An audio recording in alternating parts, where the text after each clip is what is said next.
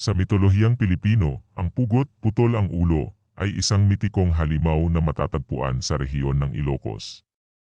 Maaari itong mag-anyo ng iba't ibang mga hugis tulad ng baboy, aso, o kahit tao.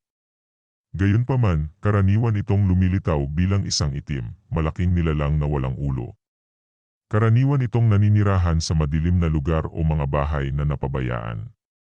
Gayunpaman, lalo nitong gusto ang manirahan sa mga puno tulad ng duhat, santol, at tamarin. Bukod sa kakayahan nitong mag-anyo, ang pugot ay maaaring lumipad ng mabilis, kumakain ng mga ahas at insekto na natatagpuan sa mga puno. Kumakain ito sa pamamagitan ng pagtulak ng pagkain sa pamamagitan ng kanyang putol na lig, bagamat nakakatakot. Ang pugot ay kahit papaano ay hindi gaanong mapanganib.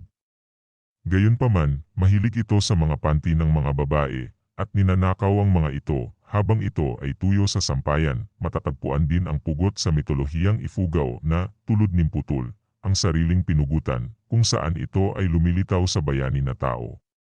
Pinakakain ito ng bayani ng hiniwang karne ng manok na halo sa dugo.